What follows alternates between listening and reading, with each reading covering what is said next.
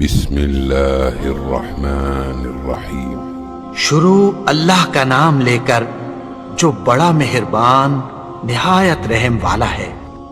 السلام علیکم میرے چینل کے معزز دوستو، آج ہم جانیں گے حضرت لوط علیہ السلام کی قوم کے بارے میں۔ قرآن مجید میں قوم لوط کا ذکر 17 مرتبہ آیا ہے۔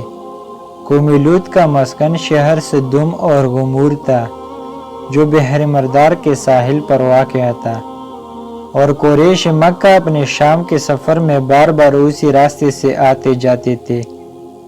یہ علاقہ 5 اچھے بڑے شہروں پر مشتمل تھا۔ ان کے مجموعے کو قرآن کریم نے متفقہ اور متفقات یعنی الٹی ہوئی بستیاں کے الفاظ میں کئی جگہ بیان فرمایا ہے۔ سدوم ان شہروں کا دارالحکومت اور مرکز سمجھا جاتا تھا۔ جب حضرت لوط علیہ السلام اردن میں بحر لوط کے پاس جہاں سدوم اور غمور کی بستیاں تھے وہاں آ کر رہائش پذیر ہوئے تو اللہ تعالیٰ نے انہیں اہل سدوم کی ہدایت کے لیے نبی مبعوث فرمایا۔ یہاں کے باشندے فواحش اور بہت سے گناہوں میں مبتلا تھے۔ دنیا کی کوئی ایسی برائی نہیں تھی جو ان میں موجود نہ ہو۔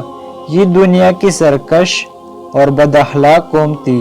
ان سب برائیوں کے ساتھ ساتھ یہ قوم ایک ایسے عمل کی عادی ہو گئی تھی، وہ یہ کہ وہ اپنی نفسانی خواہش پوری کرنے کے لیے عورتوں کے بجائے لڑکوں سے تعلقات رکھتے تھے۔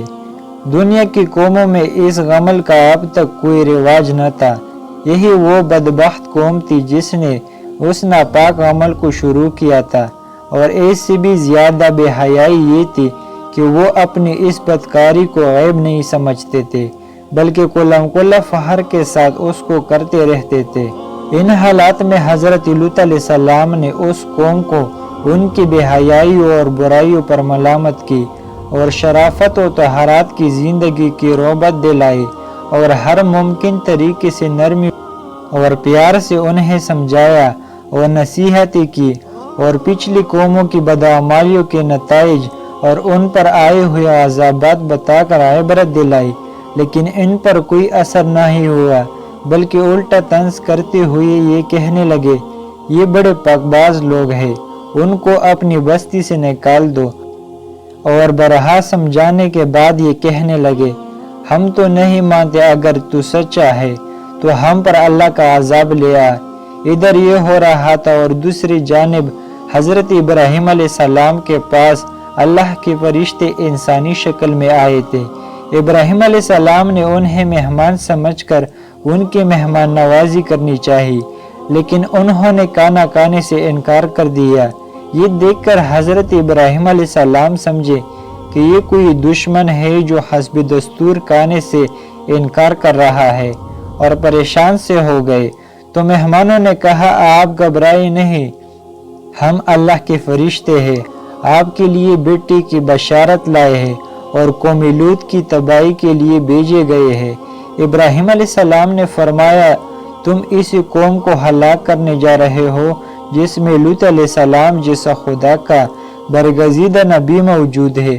انہوں نے کہا، ہمیں معلوم ہے، لیکن اللہ کا یہی فیصلہ ہے کہ قوم لوط اپنی بے حیائی اور فواحش پر اصرار کی وجہ سے ضرور ہلاک ہوگی، اور لوط علیہ السلام اور ان کا خاندان اس عذاب سے محفوظ رہے گا، سوائے لوط علیہ السلام کی بیوی کے وہ قوم کی حمایت اور ان کی بدعمالیوں میں شرکت کی وجہ سے عذاب میں مبتلا ہوگی۔ فرشتے حضرت ابراہیم علیہ السلام کے پاس سے روانہ ہو کر سدوم پہنچے اور لوط علیہ السلام کے یہاں مہمان ہوئے، اور یہاں یہ فرشتے خوبصورت اور نوجوان لڑکوں کی شکل میں تھے۔ لوط علیہ السلام نے ان کو دیکھا تو بہت پریشان ہوا کہ آپ نہ جانے قوم ان کے ساتھ کیا معاملہ کرے گی۔ ابھی وہ اسی پریشانی میں تھے کہ قوم کو خبر ہو گئی، اور وہ لوط علیہ السلام کے مکان پر چڑھ گئے اور مطالبہ کرنے لگے کہ ان کو ہمارے حوالے کر دیا جائے۔ لوط علیہ السلام نے انہیں بہت سمجھایا لیکن وہ نہ مانے۔ لوط علیہ السلام سخت پریشانی میں کہا، کاش میں کسی مضبوط سہارے کی حمایت حاصل کرتا۔ فرشتوں نے ان کو پریشان دیکھ کر کہا کہ آپ گھبرائیں نہیں، ہم انسان نہیں ہیں बल्कि अल्लाह ताला की तरफ से भेजी हुई फरिश्ते हैं और उनके गज़ाब के लिए नाजिल हुई है। आप रातों रात अपने खानदान समेत यहाँ से निकल जाए।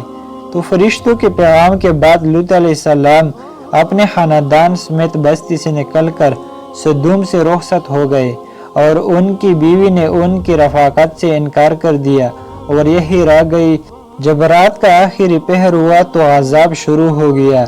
सबसे पहले एक सख्त हैबतनाक चीख ने उनको तह बला कर दिया, फिर उनकी आबादी को ऊपर उठाकर जमीन की तरफ उलट दिया गया और फिर ऊपर से पत्थरों की बारिश ने उनका नामो निशान मिटा दिया और गज़शुदा कौमों की तरह ये भी अपनी सरकशी की वजह से अंजाम को पहुंचे।